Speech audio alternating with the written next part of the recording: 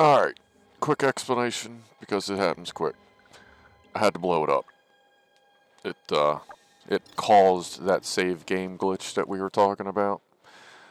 So, as you'll see coming right here, I had to go 40 save games back or so.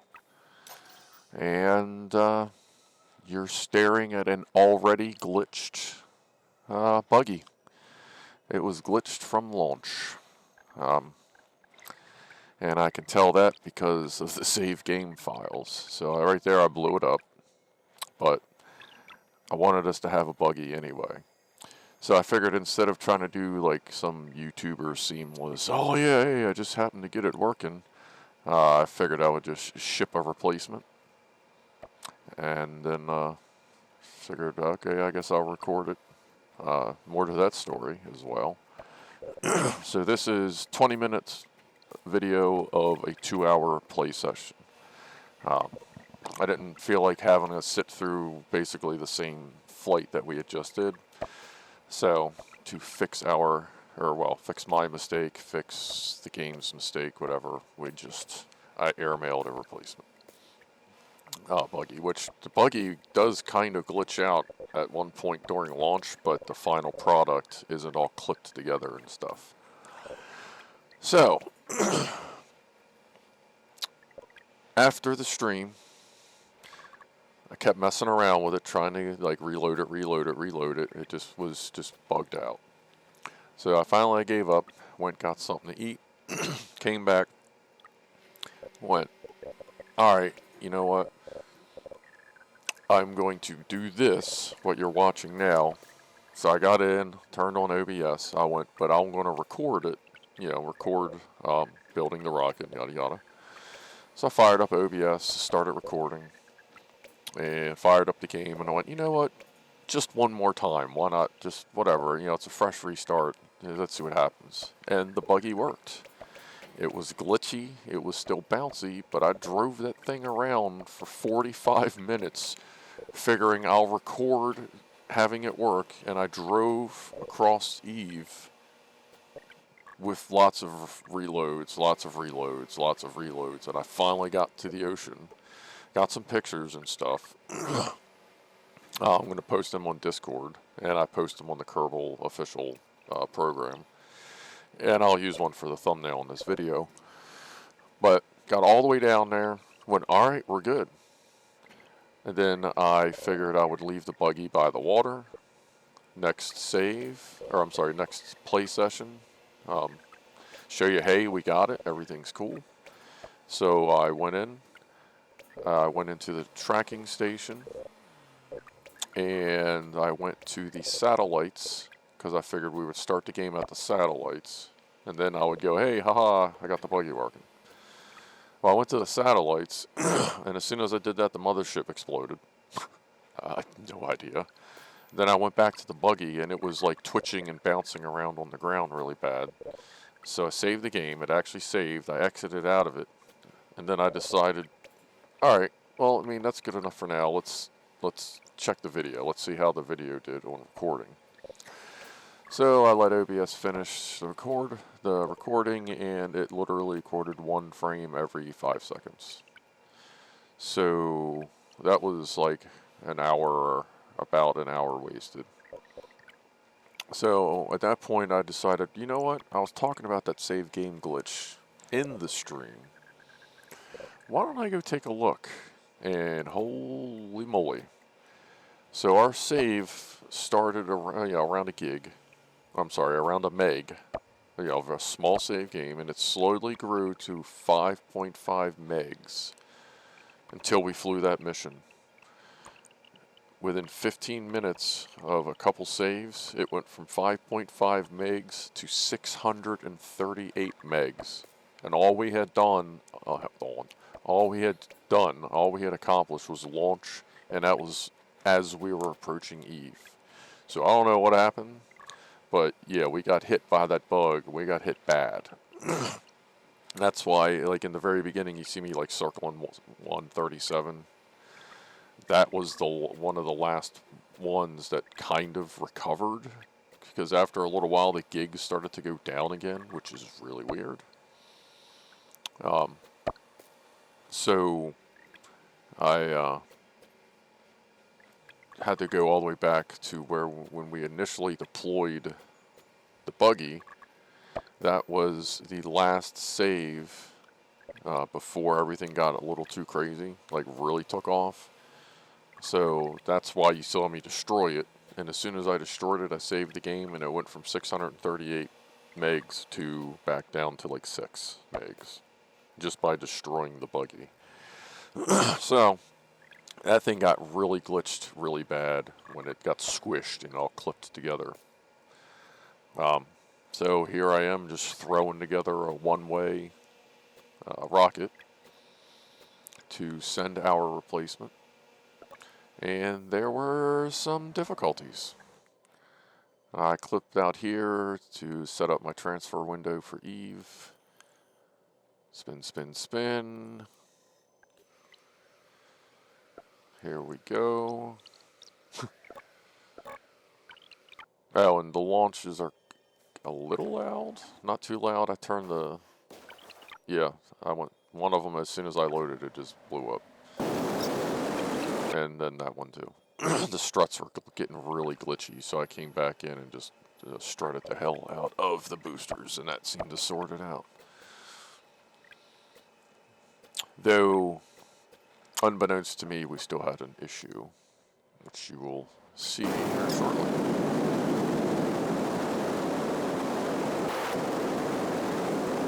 Yeah, I'm not really sure why, well, I'm not sure why it was spinning. I changed the control area, and it stopped spinning.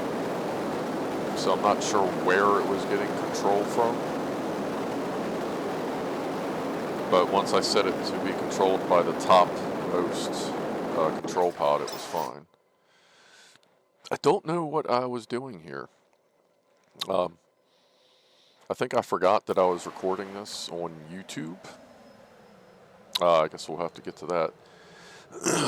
So yeah, anyway, back to the story. So after I figured out that OBS just totally shit the bed, I decided I would do I still wanted to do the return mission. Oh yeah, I saw the save game thing. I figured out what was going on. And then I decided, well, since OBS is being weird, I'll just record it with YouTube. So I recorded a 2-hour live stream, private live stream on YouTube. And then I downloaded it today using one of the downloaders. And then edited it up and stuff to show you. So you're seeing something that's going to go through the YouTube filter twice. So this may look a little rough once it's all done.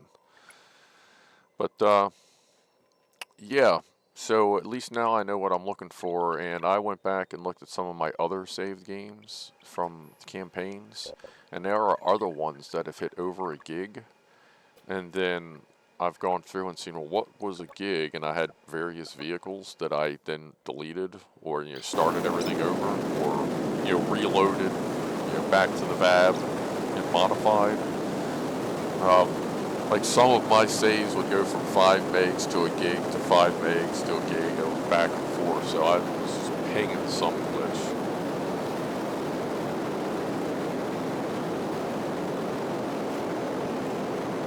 Oh, yeah, and while I was talking, what I realized, why I killed that first launch, I realized that the only monopropellant on this was the monopropellant on the lander. On the landings, tugger. So I had to go back, throw on some monopropellant tanks, and relaunch. I think this kind of put us in a slightly better position for orbits. Or no, that's right. This is when I actually, I had to set us to prograde and then point us up, like away from Kerbin, to, get our apoapsis up. Made the turn a little early. Oh, and this video is like 605% sped up. Just over 2-hour video, and I just squeezed it in under 20 minutes. Just because I don't know that I could talk for that long about the video. But So after all, basically after the stream, too long didn't read. Uh, another 5 hours to finally get this, and then today now I'm recording and editing and all that. So I figured show you a little bit of behind the scenes of what happens on some of these game streams. Of, like I said, instead of just saying, "Oh yeah, I got it to work, it's great," I'll just show you what we got done. And I know we said, hey, you guys want to see everything that happens, but I mean, this is almost a replay of the past 2 streams of just getting to Eve, so, we'll just get it there. And there were a little bit of difficulties along the way. But it wasn't too bad. The most interesting part comes at the end when I'm trying to get the damn lander off the tug and just land it in general. That's a fun one.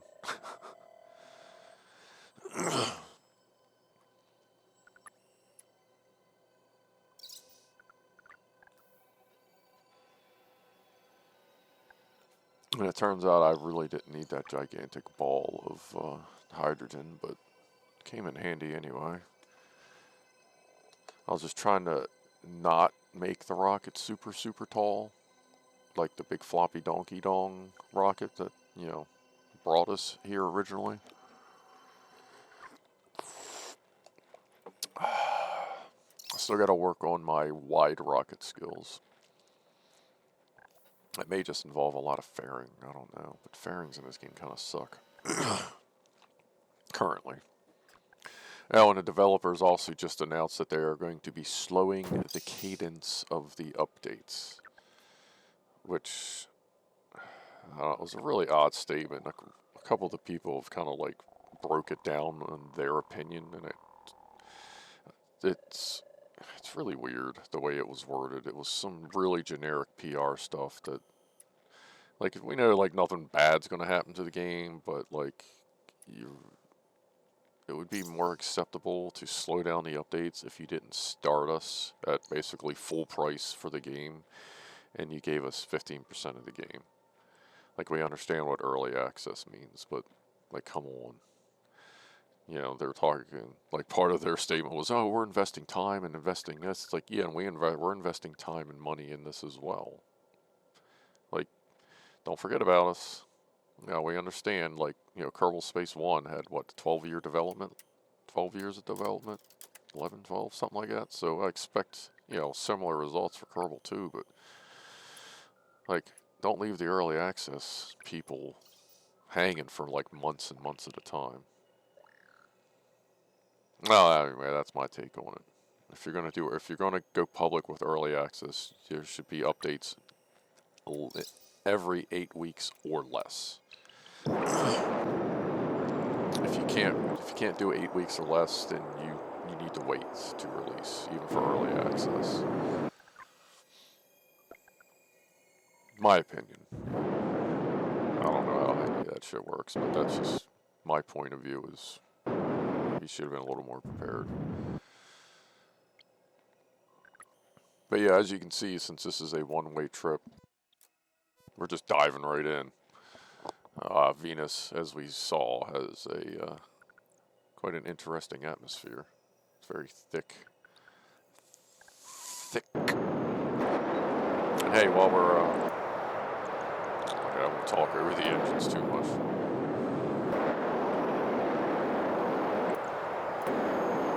Of course, I have no idea how this sounds over the engines right now because I'm recording this straight through, so I may have to go back and turn the engines down. But anyway, there's our little surprise. One of the bugs with Kerbin currently has is if you go back and forth between the VAB and the launch pad, sometimes it throws an extra Kerbin into your ship.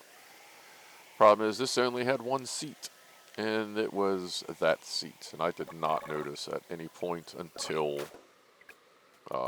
yeah, that happened. Yeah, he is totally freaking out. But yeah, I didn't notice we had a visitor or a stowaway until pretty much right before we landed. And I was like, oh, well, guess you're hanging out. So now we go through all the many attempts to sort this landing out. And trust me, you'll appreciate these 600%. Because that was a lot.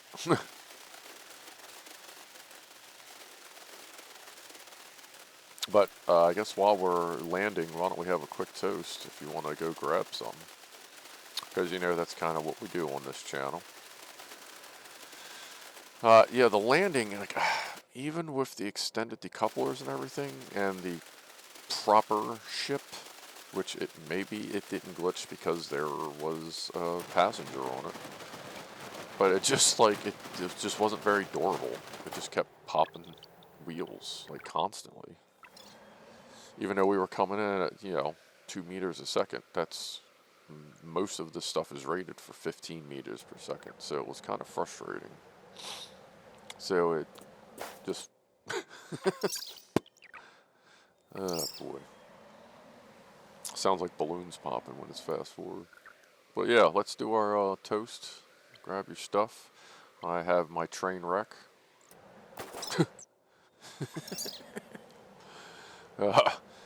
So, cheers to getting the little buggy back. Cheers.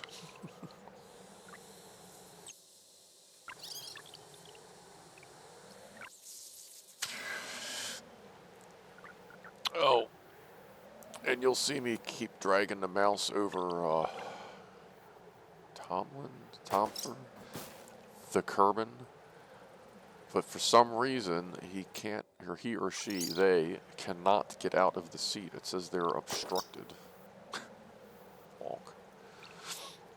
Because the other thing you can do is if you just pop a Kerbin out and you just like roll over your vehicles, like that works pretty good.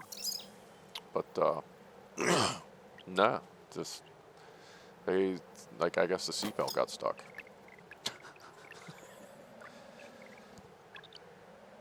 I'm glad I have a different and much updated designed rover. Well, a couple of them now, but I didn't want. I wanted to send the same rover we had.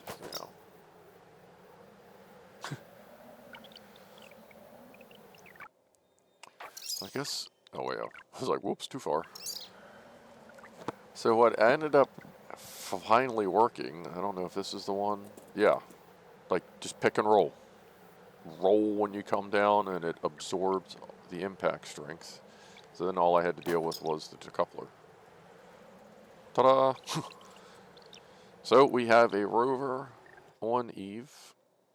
It's really far away from the ocean, but I figured I'd drive towards it for a couple minutes anyway, to see what kind of distance I could make. Steering, I've noticed with the rovers a lot, the steering, like, it takes driving to fix it before, like, the two wheels work properly together. It's kind of weird, but yeah, you can see I kept just, like, crashing into, like, ghost stuff. And anyway, I drove for a while, and it's Venus. Eve is a very big planet.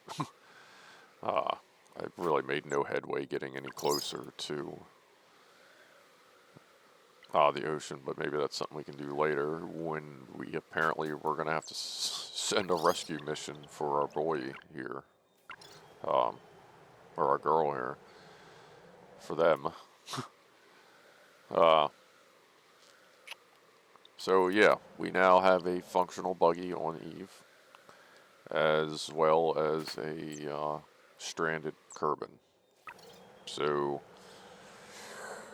assuming we keep this save game for a while, they say that landing and returning from Eve is kind of like the boss of the game. We now have someone to rescue once I feel like we're ready. Because apparently Kerbins, they exist off of,